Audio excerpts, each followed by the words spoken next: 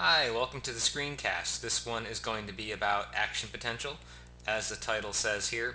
So you'll recall this is a rapid depolarization and then repolarization of the membrane. And this is, in effect, what are the neural impulses. It takes place in four different phases. We start at the resting phase, and then assume that we get up to -55, which is threshold, and go right into the depolarization phase of an action potential. Then repolarization, where the membrane potential comes back down. It goes past the resting membrane potential and becomes briefly hyperpolarized, even more negative than it is at rest, and returns to rest. What you need to know for the exam is the state of the sodium and potassium channels at each of these time points and which ions are flowing through them in which direction. To review, there are two different ion channels that cause this membrane potential or action potential. Whoops, I'm out of order here. Here we go. The first of the two is the sodium channel, which you need to remember can take on three different conformations. It can be closed yet responsive to voltage. This means that the voltage sensitive activation gate, as the book calls it, is closed. When that activation gate opens, this is called open, and now sodium can rush through it. And then the third shape or conformation that the protein can take on is inactivated, where the inactivation gate swings shut and seals off the inner pore of the channel so that no sodium can pass through. And at this point in time, the channel is also unresponsive to voltage because the voltage sensitive channels are open anyways.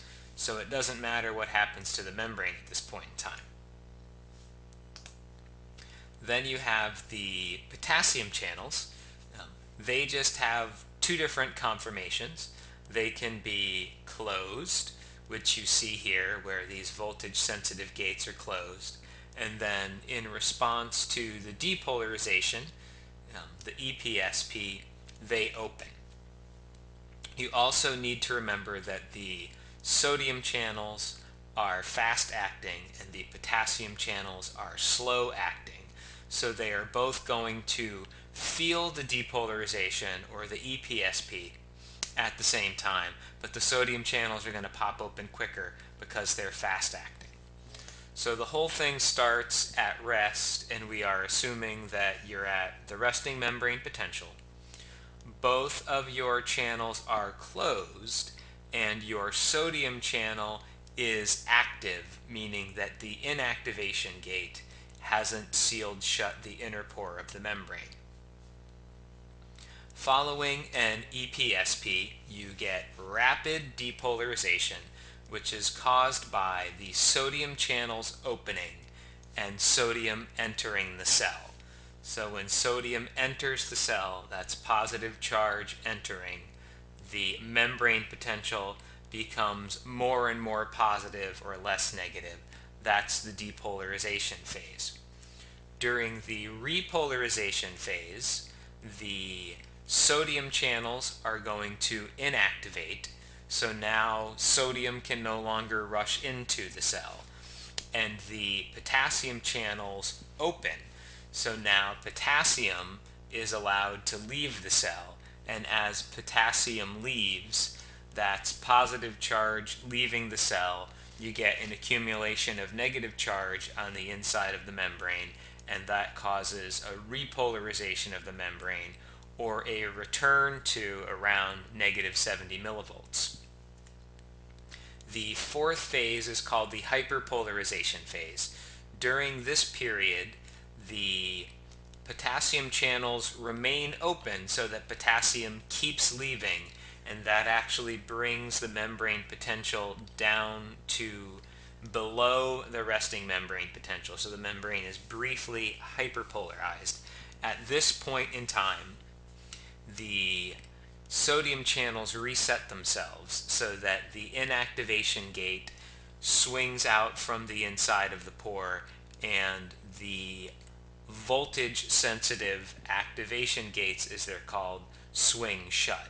So the channel is still shut, but is now responsive to voltage, so that this channel could initiate another action potential at this point in time if it were to receive more excitatory input.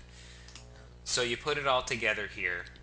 At rest, everybody's closed, sodium channels, potassium channels, and you're at -70.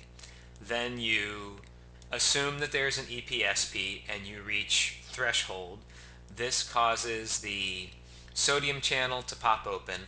Lots of sodium rushes in and you get rapid depolarization of the membrane. Following that, the slower acting potassium channel pops open. At the same time, the sodium channel inactivates itself. Now you have potassium leaving. That causes a repolarization of the membrane. In the fourth phase, potassium continues to leave. That causes this hyperpolarization of the membrane.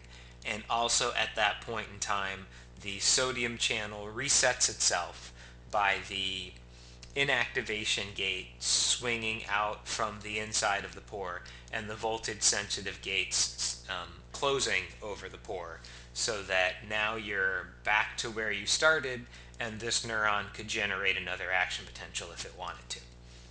So that is the action potential.